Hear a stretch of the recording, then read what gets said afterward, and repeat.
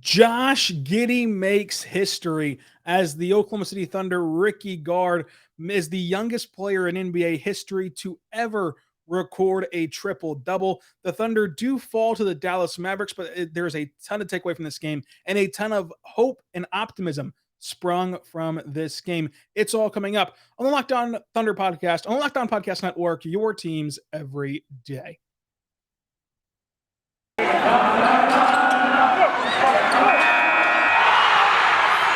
are Locked On Thunder, your daily Oklahoma City Thunder podcast. Part of the Locked On Podcast Network, your team every day.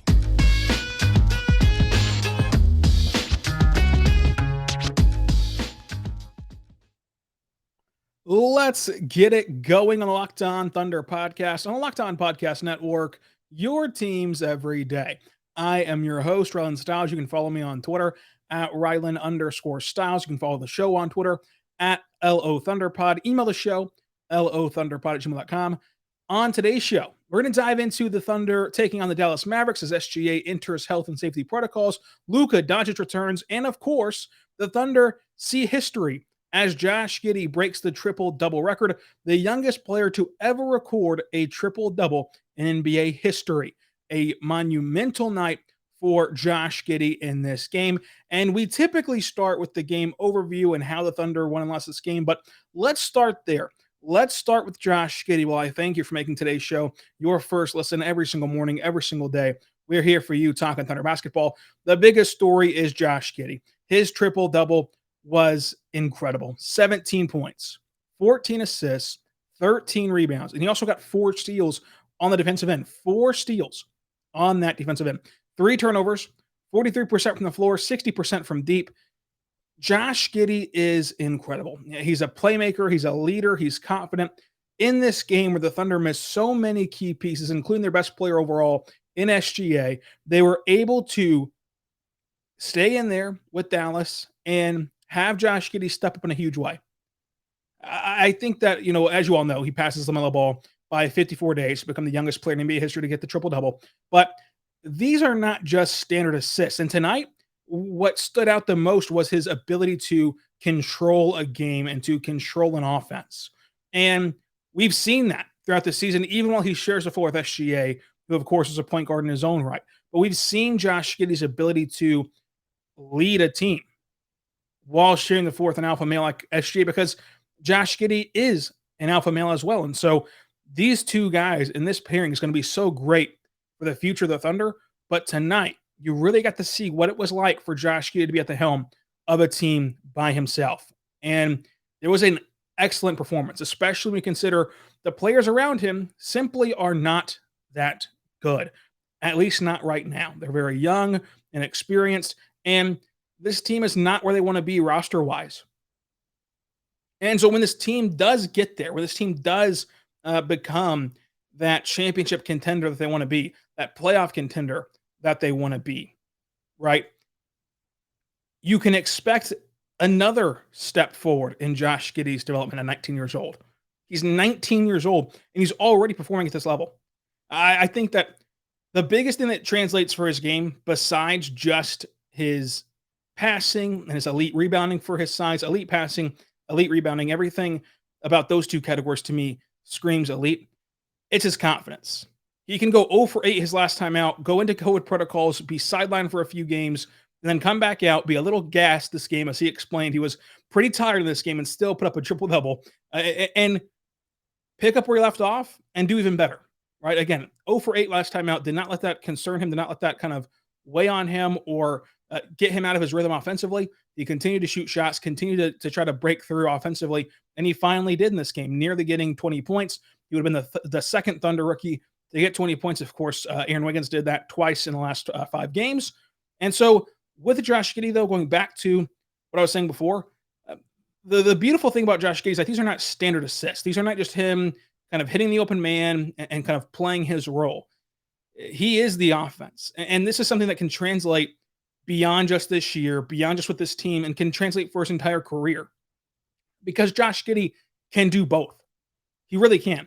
You think about the cross-court whip pass to Aaron Wiggins in the corner for 3 to start his assisting on the day. The no-look pass to the corner for Ty Jerome, who knocked down the three. He can drive and kick.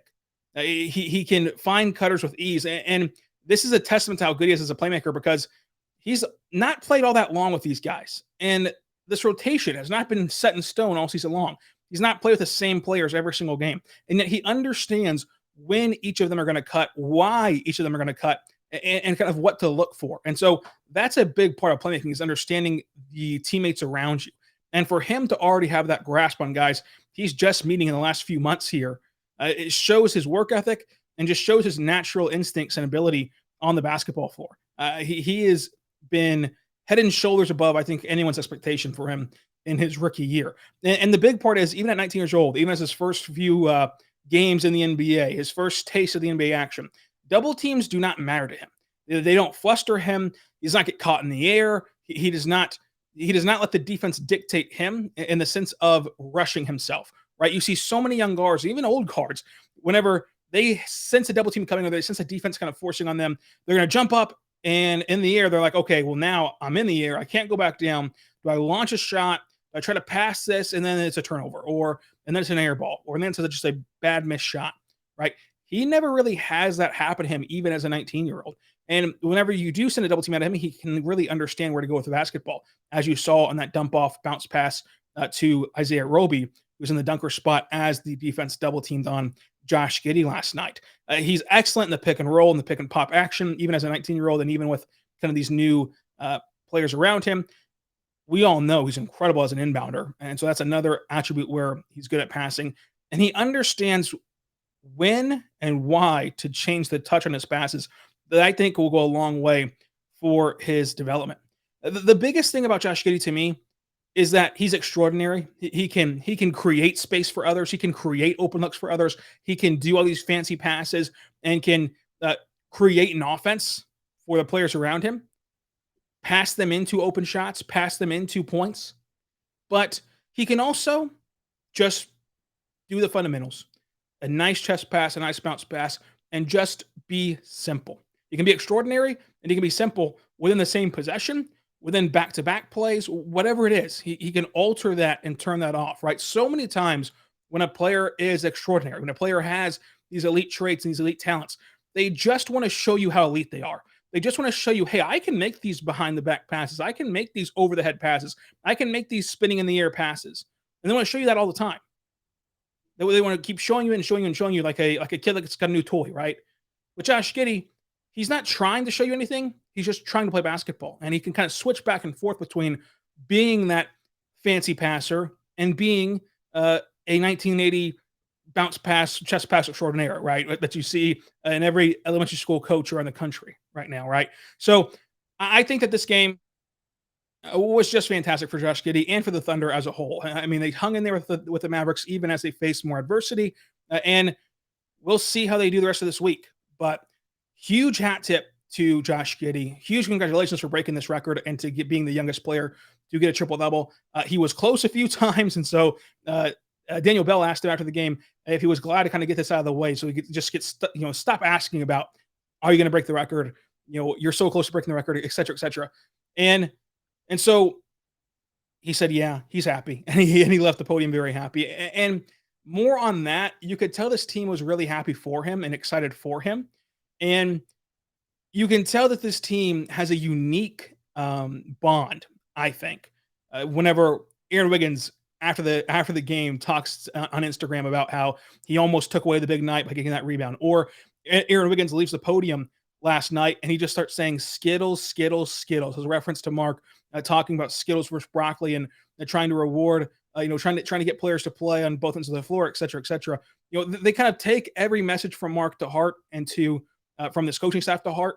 And I think that this team has a unique bond, and it's fun on and off the floor. So a big night for Josh Giddey, big night for the Thunder, incredible day here in Oklahoma City. And we're going to continue talking about this game as a more kind of holistic point of view coming up. But first, I want to say right now, my good friends over at Built Bar. Built Bar is fantastic, folks. Built Bar is incredible. It is a new year, and that means New Year's resolutions. If yours is about getting fit or eating healthier, make sure you include Built Bar in your plan. Built Bar is the protein bar that tastes like a candy bar and even better than a candy bar, Built Bar makes it easy for you to stick to your resolutions because it tastes so good, you'll want to eat it, unlike other protein bars that can be chalky or waxy or taste like chemicals spilled all over them. You want to eat healthier, and sometimes it gets boring when you eat healthier. Well, by week 3, that means you're going to quit because it's so boring. You might want to invest in Built Bar because whenever you get bored of eating healthy, you typically crave that chocolatey taste, those sweet treats. Built Bar is covered in 100% real chocolate, 130 calories, 4 grams of sugar, 4 grams of net carbs, and 17 grams of protein. Compare that to a candy bar, which typically has 240 calories to 30 grams of sugar and a dozen of net carbs. Here's an idea for the new year. Go right now to your secret stash of treats and throw them all away at home, in the pantry, in your office, in your car, wherever they're at, throw them all away because they are calorie-filled treats that provide you really no substance, and replace them with Built Bars because Built Bars are a way to get that craving out of the way with your sweet tooth and also reach your healthy goals, and they taste incredible. Even if you're not a huge fan of working out, of course, diet's half the battle, so make sure you get something that tastes good and is good for you in the form of Built Bar. And they have so many flavors to choose from: coconut almond, peanut butter brownie, raspberry, cookies and cream, salted caramel, mint brownie, and many more. My favorite flavor is cookies and cream, so go try them out today at Built.com. Whenever you go there to Built.com and see what's new, because sometimes they have limited flavors. Built.com, promo code LOCK15, 15% off your next order. Built.com, promo code LOCK15, 15% off your next order. Built.com, promo code LOCK15, 15% off of your next order.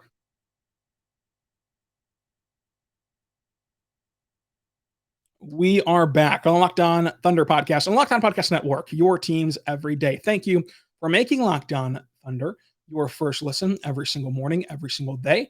We are here for you talking Thunder basketball. Subscribe for free across all platforms, including the platform of YouTube. And speaking of YouTube, you can also find this show there, the Locked On Now podcast. It's a nightly recap of every NBA game with breakdowns from our local expert. Listen to Locked On Now on Apple Podcasts, Spotify, or even watch it again on the Locked On NBA YouTube channel. So you can go to Locked On NBA and see Locked On NBA podcast, and also the Locked On Now podcast nightly, every single night, breaking down every single game from the association the night before. And so we're back now diving into this game. And so now let's regroup. We've gotten our Josh Giddey segment and love out of the way, which, we'll talk about him throughout this entire season and for hopefully the next decade. But let's go back to our original plan of the game overview. SGA entered health and safety protocols. He was out. Darius Baisley, same thing, out. Trey Mann, same thing, out. Jeremiah Robinson-Earl, same thing, out. Vit, of course, is still out on G League assignment, but again, has that right ankle sprain. And the G League is preparing to ramp up about Wednesday this week, so we'll see where he's at then. Lou Dort was out due to knee soreness. Of course, Josh Giddey returned and Luka Doncic returned from the health and safety protocols. However, the Mavericks still missed Trey Burke, Willie Cauley-Stein, Brendan Knight, Boban, Frank Ntilikina, and Kristaps Porzingis. Of course, Mark Daigneault was out, and Dave Bliss was out as well, making the acting head coach still Mike Wilkes. The Thunder starters were Josh Giddey, Ty Jerome, Aaron Wiggins, Pokusevski, and Roby. The Mavericks started out with Jalen Brunson, Luka Doncic, Dorian Finney-Smith, Maxi Kleber, and Dwight Powell. Gabriel Deck did not play in this game. Neither did Jalen Horde, Scottie Hopson, Olivia Sarr, or Paul Watson Jr., which prompted the Gabriel Deck official communications page, which I did not know players typically had official communication pages, to tweet hashtag free deck after this game, as they did in the last game, and as they will continue to do. So we'll see where that lands. The contracts get guaranteed on January 10th. You have to waive a player by January 7th to get them off the books in time to not guarantee their contract fully for the remainder of the season. So this week might be a good indication of what's going to happen with Deck. It might not, who knows, but that's kind of the info on that front. But how did the Thunder lose this game? Well, this was a interesting game. The start of it was kind of lackluster. They did not really have the energy that you would typically see from the Thunder. They look like a team who is finally kind of letting the absences catch up to them, the adversity catch up to them. They did not really have it out of the gate, in my opinion. They once led by 6 points, though. Dallas then took a 15-point lead. 4 times this lead changed hands, 3 times tied. The Thunder shot 41% from the floor, 33% from three, and 66% from the line. That effort really changed, in my opinion, in the second half, especially that third quarter was a good effort quarter for the Thunder. Dallas shot 44% from the floor, 35% from three, and 71% at the line. Dallas had 5 more turnovers. Dallas had 7 more rebounds. Oklahoma City had 6 more points in the paint. They had 3 more second chance points, and the Thunder also won the fast break battle by 10 points. The Thunder had 4 in double figures with 2 with 9 points. The Mavericks, though, had 5 with double figures and 2 with 9 points for them as well.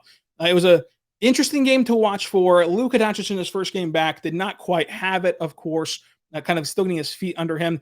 And, it's a delicate balance, right? Because you want to give Aaron Wiggins a ton of praise. And you know that I am no stranger to Aaron Wiggins' praise. And he did a great job of making life difficult on Luka. He made life really, really hard on him. He kind of flustered Luka at times. Luka had 7 turnovers. Luka shot 42% from the floor, 33% from deep, 10 assists, 9 rebounds, 14 points. But again, Luka still was Luka, and Luka still got where he wanted to go at times. But he did have the 7 turnovers, and he did miss some shots and had heavily contested shots by the courtesy of Wiggins' defense. And so it's a delicate balance of how much do you give Wiggins the credit for that? How much do you give Luka's long layoff and return from health and safety protocols credit for that?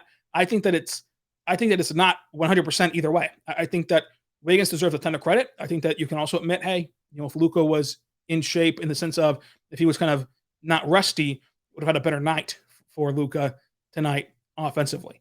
So it kind of goes to both parties and goes both ways, but Wiggins did a really good job defensively. This team played some really good defense in general in this game. So Wiggins deserves credit again, and he scores in double figures again with 10 points. 10 points, 6 rebounds, a steal, 40% from the floor, 2 for 3 from 3. Wiggins continues to impress, and this was a game that I'm talking about. I mean, the ability to duplicate his success offensively and also turn into a really, really good defender where with Lu Dort out, you put him on Luka and you didn't get terribly burned. He did a good job on Luka Doncic. He did not just give up free baskets and open looks that Luka missed. He contested every Luka shot, and he did a great job on Luka, the best you can attempt to do. So I think that with Wiggins, the fact that he's already that good of a defender as a rookie shows you how much he can improve and how far he can go, especially whenever you pair him with a guy like Lu Dort, who can take away that number 1 assignment. And that, of course, moves Wiggins down to number 2 assignment or even number 3 assignment at times, depending on the lineup. I think that with Aaron Wiggins, you should all still be very, very excited for what he can bring. But Pokusevski got the start tonight, his first start of the season, 9 points, 5 rebounds, an assist, a steal, a block, a blown reverse dunk on a fast break, 1 for 5 from deep.